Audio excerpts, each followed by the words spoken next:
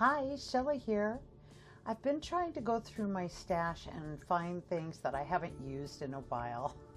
And so this week I found these chalk pastels and thought, hey, let's do this for our background. I've got a few gel prints off to the side here that I think I want to use. And I'm just trying to choose some colors that I think will work as a background for these.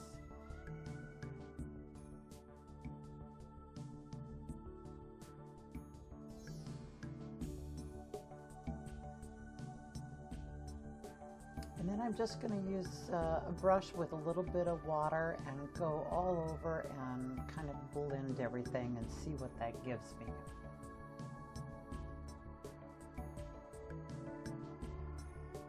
And then I'll set it aside to let it dry. For my trees, I'm going to be using some inexpensive generic cardstock that I buy at Hobby Lobby, and not exactly sure, trying to figure out what I want to do. And then I decide that maybe I better make some pencil lines before I go using my cutter. So that's what I'm doing here, quickly going in. I'm not measuring, I'm just kind of winging it. I find if I give things too much thought as I'm creating, then I can get bogged down in that and not get anything done. Whereas I think I have a better result if I just go for it. Not always, sometimes it's a big disaster, but more often than not, I am pleased with the result.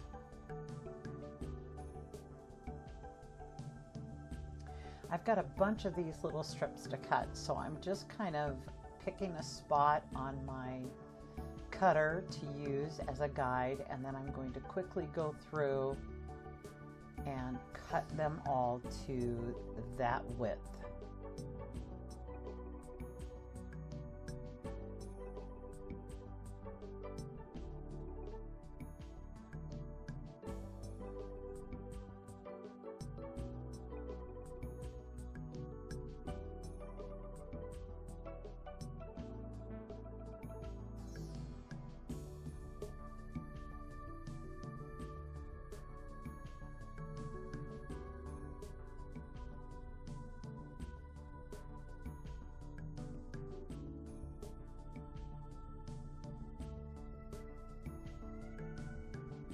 Since I'm creating in my art journal today, I'm just going to use Mod Podge to glue down my papers. I add a little water to my Mod Podge to thin it just a little bit, and I just like the way it behaves better that way. I'm trying to put a good mix of the colors as I go down, but I know I want each tree to be different, and so I will try to start off with a different color at the top of each tree, trying not to put same colors next to each other.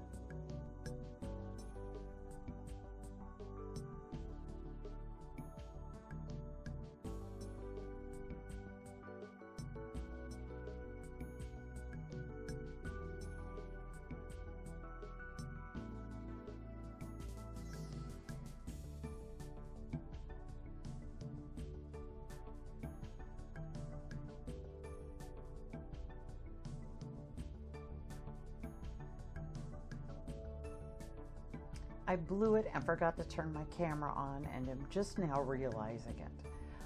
But I didn't really love how my background dried with the brush marks with the water, and so I decided to go back in with my chalk pastels and put some color here and there, and then I rub it in with my hands, and I really love that. So I did that all over, and adding a little more just to show you what I did. And then I run outside and spray the whole thing with a clear fixative real quick. I grab some green specialty yarn, and I'm just going to go through and put a little wavy line of glue across about every third line, and add that for some interest.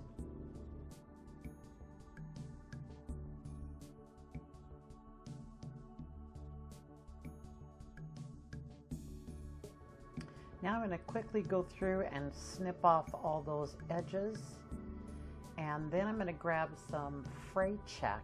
I don't know if you've ever used fray check before, but it's great for stopping the edges of fabric from fraying. They sell it at Walmart and lots of other places too, craft stores. But I just happen to have some on hand, so I grab that and then go along all of my edges.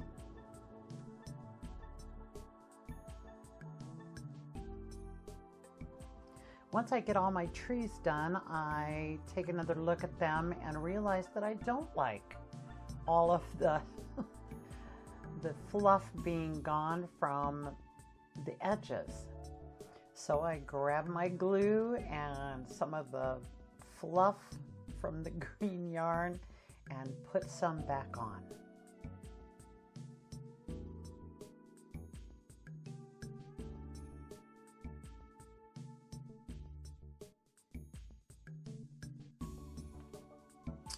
Next, I grab a stencil and throw out a little bit of bright yellow, and I want it to be a little bit more on that golden color, so I just add a little bit of my dark yellow and then some orange in there just to warm it up a little bit.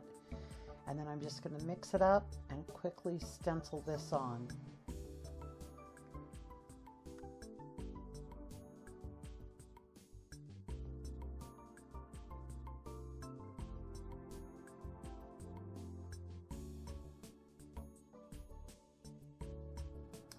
I figure out my arrangement, and then I decide there's a couple of trees I'm not going to use after all.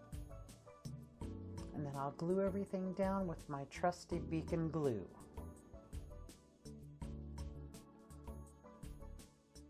Thank you for watching today.